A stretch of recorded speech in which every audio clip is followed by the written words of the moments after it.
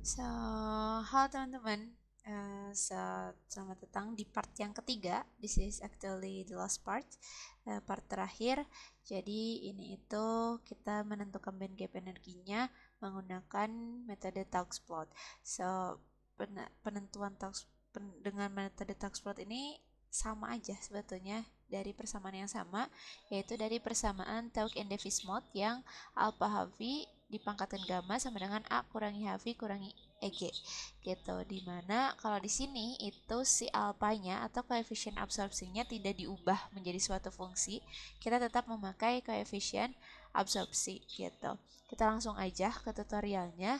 Untuk di penentuan band gap energi ini kita membutuhkan dua data, yaitu panjang gelombang si wavelengthnya dan juga absorbansi. Kenapa kita pakai dua data ini? Pakai panjang gelombang yaitu karena kita akan menentukan EG-nya, di mana EG-nya itu si energinya itu didapat dari 1240 dibagi wavelength.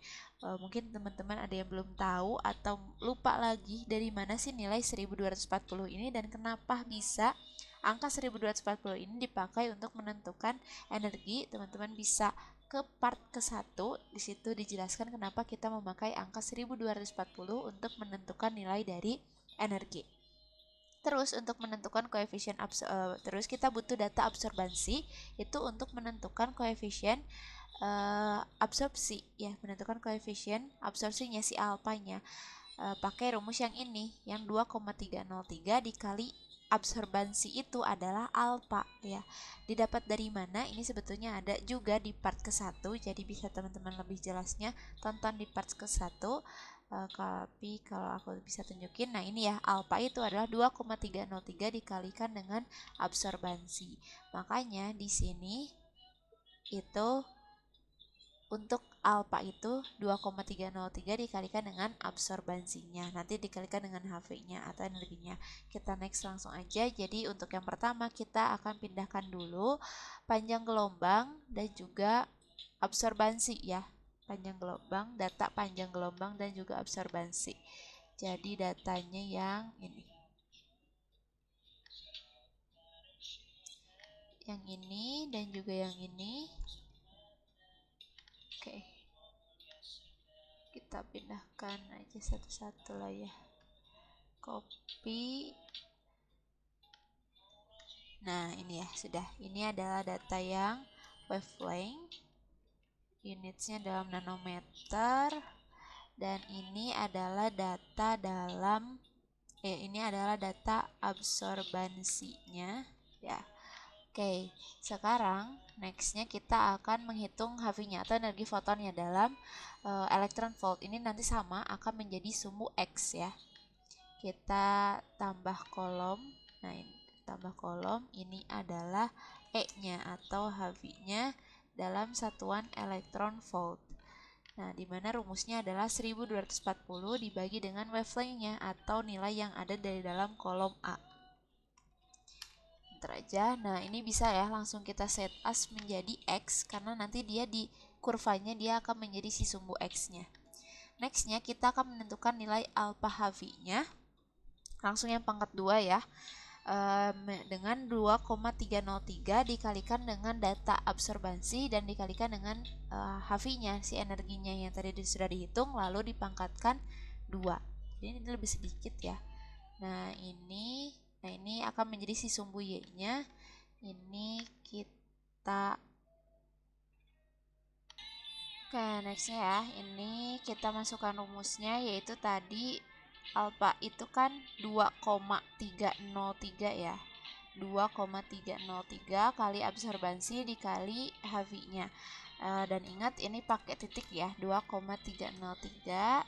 Ini kita kurungin dulu, dikurung 2,303 dikalikan dengan absorbansi. Data yang di kolom absorbansi berarti kita pakai kolom B ya. Terus dikalikan dengan HV-nya, yaitu data yang di kolom C. Data yang di kolom C, terus kita pangkatkan 2. Oke. Nah, setelah itu kita akan memplotkan kurvanya itu dengan sumbu X-nya itu energi HV-nya dan sumbu Y-nya adalah alpha HV pangkat 2-nya. Nah, ini kita plotkan terlebih dahulu ya. Oke, sekarang kita plotkan yang E-nya dan ininya. Dan pastikan ya, C ini, si E ini harus jadi sumbu X, dan si D ini harus jadi sumbu Y. Kita plotkan ke yang lain ini. Nah, oke. Ini ya, si kurvanya. Dan sebetulnya ini nanti penentuannya sama kayak di yang fungsi Kobayashi. Jadi kita harus nolkan dulu sumbu Y-nya. Terus nanti tandai pada bagian kurva yang mulai melonjak naik ya, itu tuh kan menunjukkan nilai band gap energinya. Nanti kita tentukan x intercept-nya gitu, kita display koordinat si x ketika y-nya sama dengan 0. Alasannya sama dengan yang di part kedua, teman-teman bisa tonton, yaitu karena kita ingin dapat pure si x, dimana x ini kan sumbu dimana data data energi. Jadi kita ingin dapat benar-benar nilai x tanpa ada pertambahan atau pengurangan nilai dari nilai sumbu y-nya gitu. Oke. Kita skalanya kita rubah dulu ya, yang ini si sumbu y ini. Ya, skalanya menjadi 0 ya. Kita oke kan. Nah, sekarang kita tarik garis. Oke, ini kan sudah dinolkan ya. Kita sekarang tarik garis nih, misalnya ya dari yang ini. Kita tarik garis sampai perpotongan di sumbu X-nya. Oke, kita bisa tebalkan juga ya. Ini jadi 1 biar lebih terlihat. Oke, sekarang kita display koordinatnya memakai screen reader. Kita bisa zoom in dulu, terus kita tembakkan, usahakan sampai di 0 ya, atau mendekati 0, sekitar 0.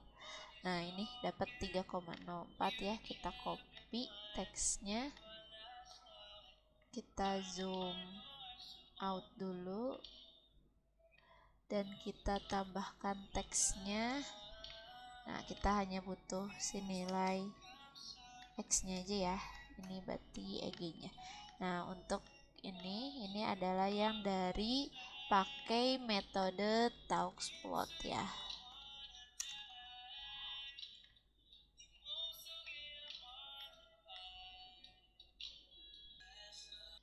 Nah, ini kalau kita bandingkan ya, atas bawah, ini dia di Kobayashi tadi dapatnya di 30,5 ya, dan di Taux-Plot dapatnya di 3,049 ya, tidak berbeda jauh.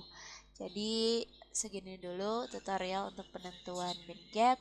Jadi mungkin jumpa lagi di video-video selanjutnya. Sampai jumpa.